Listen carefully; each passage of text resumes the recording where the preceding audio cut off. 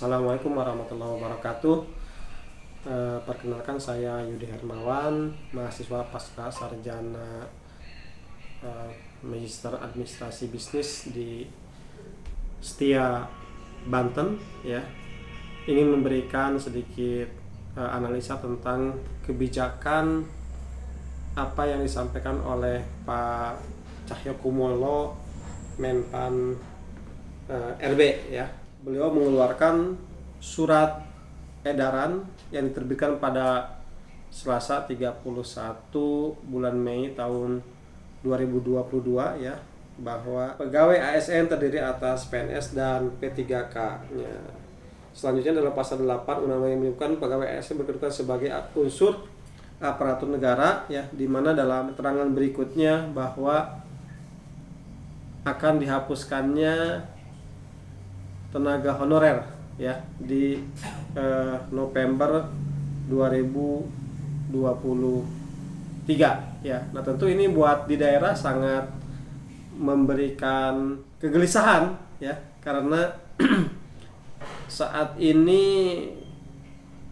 apalagi saya sendiri yang sehari-hari bekerja di Dinas Kesehatan, kemudian juga melihat bagaimana UPT yang ada di puskesmas itu kurang lebih ada yang 40 sampai dengan 50% tenaganya adalah honorer ya. Nah, sementara kalau kita lihat dengan apa yang diangkat pada tahun kemarin saja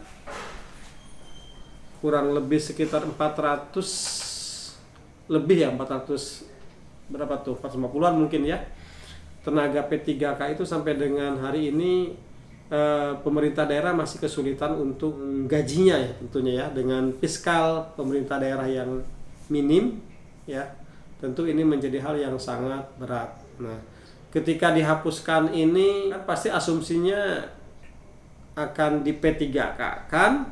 Nah, apakah atau akan dikeluarkan, sementara beban kerja semakin kesini semakin maju kan semakin berat. Pertambahan penduduk juga, apalagi di kantor-kantor yang memang dia memiliki pelayanan terhadap publik ya. Publik yang dilayani akan semakin bertambah, sementara kalau ASN atau apa namanya tenaga honorer ini dikurangi, tentu akan semakin berat bebannya. Nah, ini mungkin perlu menjadi analisa yang lebih matang lagi sebelum ada keputusan ya.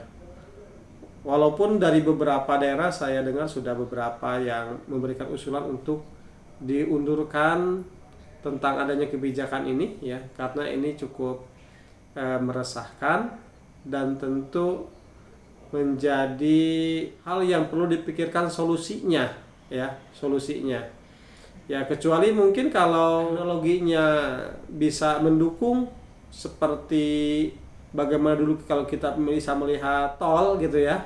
Tol, bagaimana dulu penjaga pintu gerbang tol itu senantiasa dijaga oleh orang-orang petugas, yang sekarang bagaimana kita cukup menempel kartu di mesin gerbang tol ya, mungkin saja gitu kan. Tapi kalau untuk pelayanan publik seperti bidang pelayanan kesehatan, ini sangat berat ya.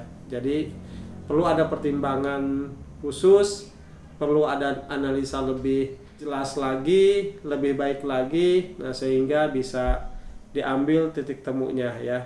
Nah, ini bukan berarti kita tidak mendukung kebijakan Menpan RB ini ya, tapi perlu dipertimbangkan lagi dampak-dampaknya dengan adanya kebijakan ini. Demikian mungkin yang dapat saya sampaikan ya. Mudah-mudahan ini menjadikan salah satu masukan ya, bagaimana kita bisa mengambil kebijakan yang lebih baik lagi di masa yang akan datang. Assalamualaikum warahmatullahi wabarakatuh.